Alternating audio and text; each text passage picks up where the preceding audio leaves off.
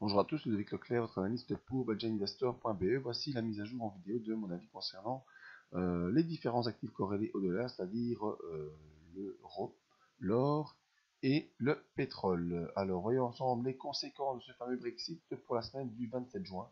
Ce qui se fera sur la plateforme TradingView ou en collaboration avec FXCM. Les informations sur les risques, vous le savez, le marché comporte des risques de perte et n'est pas adapté à tous les profils d'investisseurs. C'est à vous-même d'évaluer vos propres risques. Cette vidéo n'est pas là pour vous conseiller dans vos opérations.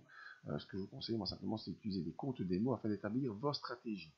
Ma stratégie à moi, c'est l'analyse des impulsions, stratégie que j'utilise depuis 2010, qui utilise différents outils dans les graphiques, vous allez le voir, et je peux vous enseigner cette technique d'analyse. Alors, commençons d'abord par l'euro-dollar. Constatez une première chose, c'est que l'euro tenait dans un range haussier depuis le mois de décembre de l'année dernière, range qu'on a suivi ensemble lors des différentes vidéos, avec parfois des extensions à la hausse ou à la baisse. Et cette dernière semaine, en tout cas, dans la dernière vidéo, on voyait qu'on revenait à l'assaut de la zone des 1,1450. On était en train d'essayer de franchir les 1,14. On avait raté une première fois, consolidé jusqu'avec une extension dans le fond du range et puis repartir vers l'assaut des 1,14. Mais on a été bloqué. En effet, on a eu l'annonce du Brexit. Et là, on a tout enfoncé. On a enfoncé le support des 1,1318. On a enfoncé les moyennes mobiles. On a enfoncé le premier niveau du range haussier et on a également enfoncé le deuxième niveau du range haussier. On est même venu enfoncer en clôture le support des indices 96 qui vous voyez avait bien servi ici, combiné avec le bas du range haussier, s'enfoncer sous ce niveau et venir toucher le bas de notre fourchette d'en roue. Ça va même aller beaucoup plus bas en journée, quasiment jusqu'au 1,09. Et ici aujourd'hui, lundi matin, eh bien, on est en train un peu de rebondir sur le bas de cette fourchette de route. Il faut donc envisager un retour en pullback sur les indices 96. C'est le scénario que je prévois pour moi pour cette journée. Les indicateurs ils sont forcément passés en orientation baissière et cette sortie de range haussier peut nous entraîner avec un retour sur les 1,078 au niveau de l'euro-dollar. Donc plutôt une phase d'accélération baissière sur l'euro-dollar parce que l'indice, le dollar index que vous trouvez sur la plateforme FXCM, eh bien, il a vachement augmenté suite à ce Brexit, même si aujourd'hui on consolide un petit peu, parce qu'il y a déjà des voix qui s'élèvent pour tempérer ce Brexit. Eh bien, malheureusement, on reste en dessous des 1,096, et tant qu'on est en dessous des 1,096, moi je privilégie le scénario technique le plus probable, c'est-à-dire, voilà, on fait le pullback, et après, malheureusement, eh bien, on devrait aller se diriger vers cette zone, d'autant plus qu'on a une ouverture des bandes de Bollinger, que le mont RSI va bientôt passer en dessous des 40, qui est ma zone d'accélération baissière, et donc je privilégie moi ce scénario sur l'euro-dollar. Alors passons maintenant à l'or.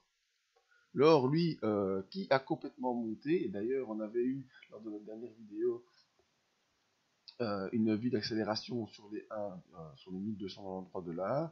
J'avais anticipé une consolidation, mais uniquement jusqu'à 1272. On voit qu'on est allé un peu plus bas, on est venu se poser sur les moyennes mobiles. Et je vous avais dit qu'ensuite on aurait une accélération vers les 1,1338. Alors tout ça n'a rien à voir avec le Brexit.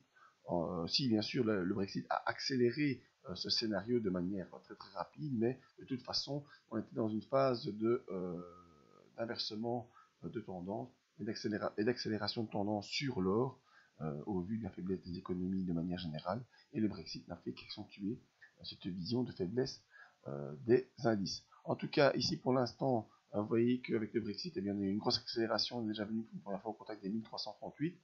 Aujourd'hui, on continue cette accélération, on est à 1325, et je pense qu'on devra continuer cette accélération pour aller tester encore une nouvelle fois la zone des 1338.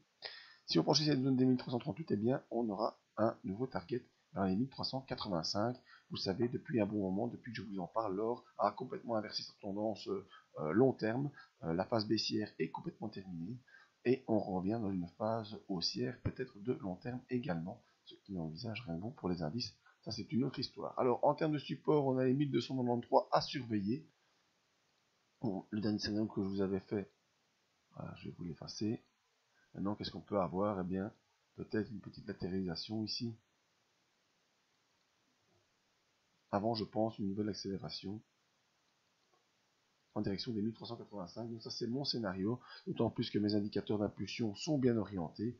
Voilà, peut-être une latéralisation ici. Allez, je sais pas si on aura le pullback ici, comme ça.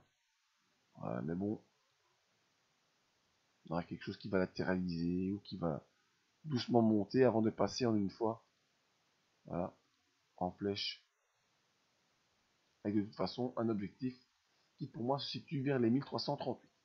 Voilà, ça c'est mon avis sur l'or. Donc sur l'euro-dollar, malheureusement c'est la baisse qui s'était inscrite parce que l'euro s'affaiblit suite à la sortie de l'Angleterre. Et l'or, lui, se renforce parce que cela provoque un peu de panique pour tout le monde. Au niveau du pétrole. Alors, le pétrole, lui, a réagi une consolidation qui nous a fait. On peut prolonger. Voilà, le range habituel qu'on connaît depuis des mois et des mois, qu'on a suivi également ensemble, tout comme sur l'euro. Alors, le pétrole a également bel et bien baissé suite à ce Brexit, mais en y réfléchissant bien, c'est pas parce que l'Angleterre va sortir de l'euro qu'elle va consommer moins de pétrole. Donc tout cela étant relatif, c'est vrai que le commerce par rapport à ça va changer, mais du commerce il devra toujours en avoir, c'est simplement des accords qui vont changer. Donc le pétrole, lui, est resté dans son range haussier et reprend ce matin un petit tour haussier. Donc si vous n'avez pas de position swing sur le pétrole, eh bien c'est pourquoi pas déjà de manière anticipative prendre une position pour un retour vers les 52,35 et peut-être plus haut si on parvient à passer. Les 52,35 est un objectif haussier que j'avais fixé déjà depuis un très très long moment. On avait fixé ça quelque part ici quand on était sorti de ce niveau au début de l'année. Eh bien on est arrivé sur l'objectif final des 52,35.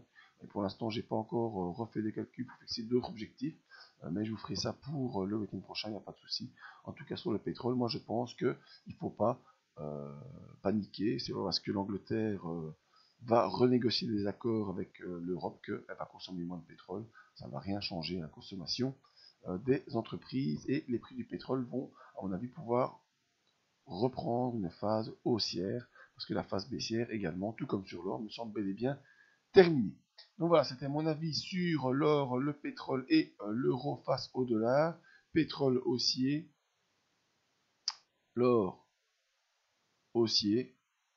Dans le moyen terme, on s'entend, peut-être pas aujourd'hui ou demain, mais dans le moyen terme, l'or haussier et l'euro face au dollar, et bien peut-être qu'on aura une petite consolidation et puis une reprise de la baisse. En tout cas, c'est ce graphique essaye de nous faire comprendre. Voilà, pour les autres vidéos, vous pouvez me rejoindre sur le site pour avoir d'autres analyses en vidéo.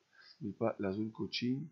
Le trading live forex, quand il y en a plus beaucoup parce que j'ai pas trop le temps pour me contacter. Les formations pour l'analyse d'impulsion et les analyses gratuites, il n'y a qu'à les demander. Merci à tous, à tout bientôt.